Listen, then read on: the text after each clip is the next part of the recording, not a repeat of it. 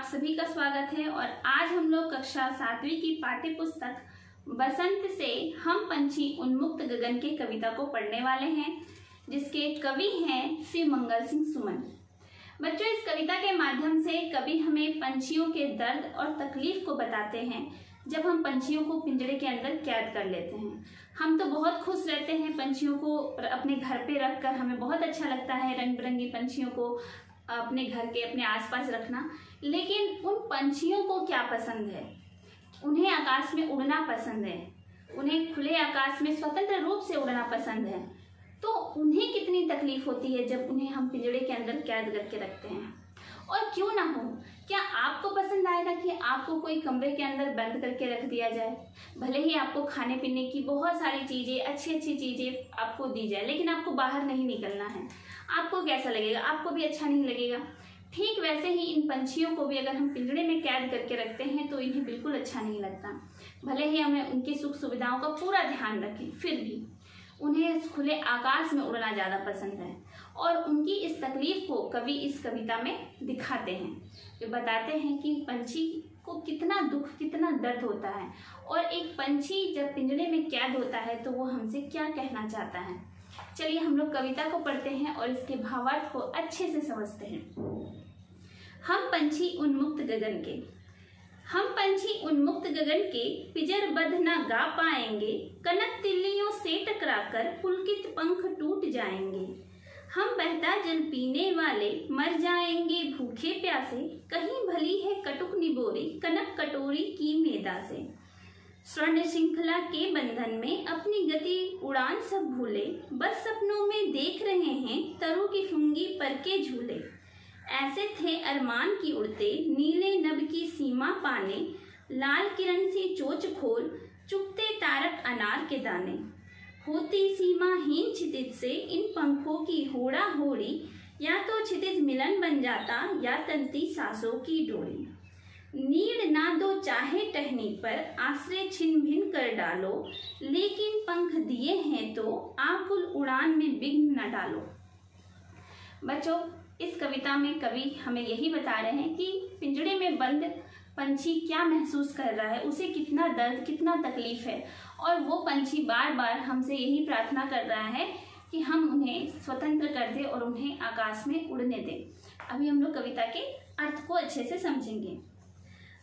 कवि कह रहे हैं, पंछी, यहाँ पे एक पंछी कह रहा है जो कि एक पिंजरे में बंद है।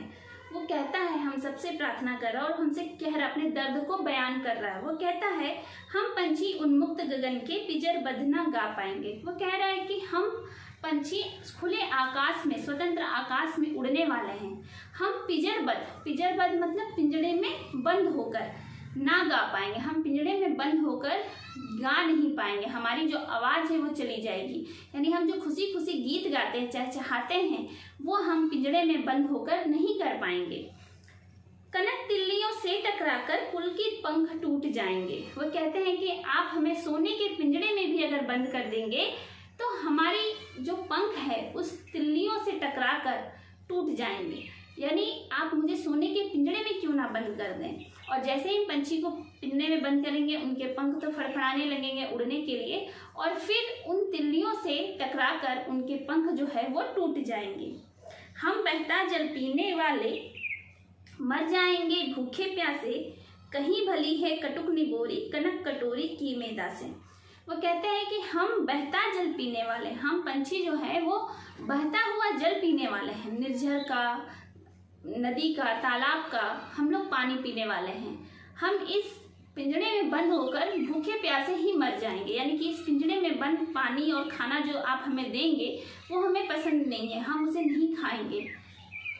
मर जाएंगे भूखे प्यासे, कहीं भली है कटुक निबोरी कनक कटोरी की मेदा से। वे कहते हैं कि इससे तो बहुत भली है कि हम बाहर के स्वतंत्र होकर उड़ान भरते हुए नीम जो है, नीम का जो फल है उसे निबोरी कहते हैं, ठीक है। नीम का फल जो है वो कटुक निबोरी, वो बहुत कड़ी, कटुक मतलब कड़वी, तो वो जो नीम का फल है वो बहुत कड़वी होती है। लेकिन मुझे इस मैदे की कटोरी जो तुम आप मुझे सोने की कटोरी में जो मैदा दोगे, यानी कि अच्छे अच्छे जो पकवान दोगे, मेरे पसंद का ही क्यों ना हो, आप जो वो मुझे खाने दोगे, मुझे उससे ज्यादा भली उस कटुक निबोरी को खाना पसंद है, यानी कि उस कड़वी फल को खाना पसंद है।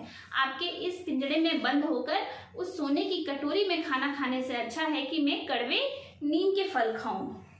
स्वर्ण श्रृंखला के बंधन में अपनी गति उड़ान सब भूले। वो कहते हैं कि इस पिंजड़े में बंद होकर मैंने तो अपनी गति, अपना उड़ान ही भूल गया। मैं भूल गया हूँ कि मैं कैसे उड़ूंगा, उड़ना ही मैं भूल गया, क्योंकि बहुत दिनों से पिंजड़े में बंद है।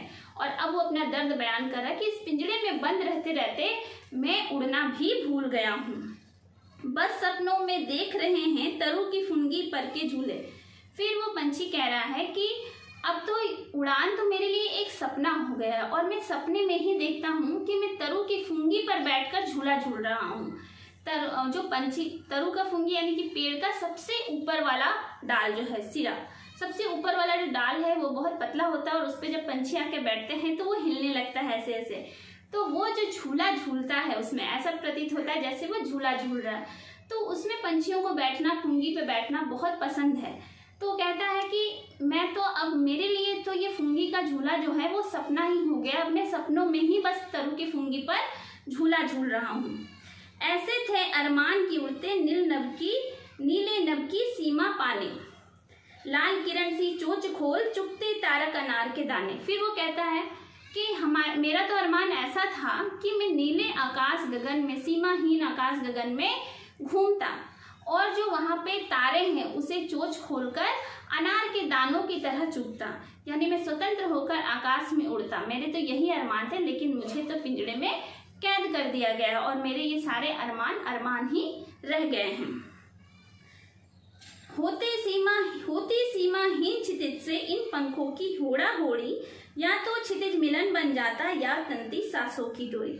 वो कहता है कि अगर मैं स्वतंत्र होकर आकाश में उड़ता तो हम सारे पंछियों का एक प्रतियोगिता होता सीमाहीन क्षितिज को पाने का। क्षितिज जहाँ पर आकाश और धरती का मिलन होता है, यानी मिलन होता है ऐसा हमें प्रतीत होता है। जब हम बहुत दूर देखेंगे आकाश में खाली जगह पे तो हमें लगेगा आकाश धरती से मिल रहा है, उसी स्थान को क्षितिज कहते हैं। तो पंछी उस स्थान को खोजने निकलते हैं, सब में प्रतियोगिता होती कौन उस स्थान पे पहले पहुंच पा रहा है। और इस प्रतियोगिता में चाहे उनकी जान ही क्यों ना चली जाए, यानी कि वो मरना भी चाहते हैं तो स्वतंत्र होकर उड़ते हुए मरना चाहते हैं, पिंजड़े में बंद होकर नहीं मरना चाहते। तो कहते हैं कि इस होड़ा होड़ी में चाहे हमें वो मिलन मिल जाता, वो क्षितिज मिल जाता, या फिर हम उड़ते उड़ते मर क्यों ना जाते, हमारे सांसों की डोरी तन जाती, लेकिन फिर भी हमें उड़ान ही पसंद है, हमें स्वतंत्र होकर उड़ना ही पसंद है। फिर वो हम सबसे प्रार्थना करते हैं, जो पंछी है वो हम सबसे प्रार्थना कर रहे हैं, नीड ना दो चाहे टहनी पर, आश्रय छिन्न भिन्न कर डालो, लेकिन पंख दिए हैं तो आकुल उड़ान में विघ्न न डालो।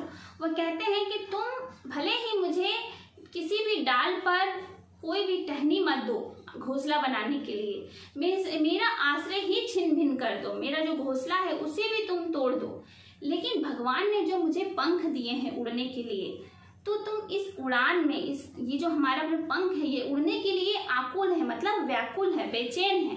तो इस जो हमें जो भगवान ने पंख दिए हैं इस उड़ान में तुम मुझे विघ्न मत डालो, यानी बाधा मत डालो, मुझे स्वतंत्र आकाश में उड़ने दो।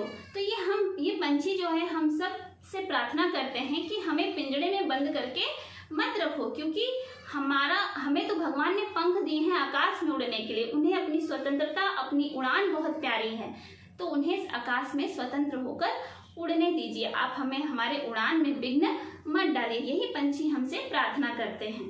तो बच्चों, आपको ये कविता कैसी लगी? आशा करती हूँ आपको ये कविता अच्छी लगी होगी, और मैं ये भी आशा करती हूँ कि अगर आप सबके घर पे कोई भी पंछी आप सबने रखा होगा पिंजड़े में बंद करके, तो आप कृपा करके उसे उड़ा दीजिए, क्योंकि अगर पंछी आकाश में उड़ेंगे तो उनकी खुशी में आप भी खुश रहिए, क्योंकि उन्हें बंद करके हम उन्हें तकलीफ दे रहे हैं, उन्हें खुशी नहीं दे रहे हैं, हम सिर्फ अपनी खुशी देख रहे हैं, उनकी खुशी नहीं देख रहे हैं।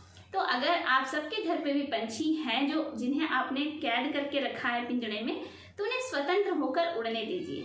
और अगर वो स्वतंत्र होकर उड़ेंगे तो वो बहुत खुश होंगे। तो उनकी खुशी में आप भी खुश रहिए। और अगर आपको ये कविता अच्छी लगी हो तो अपने दोस्तों के साथ शेयर कीजिए।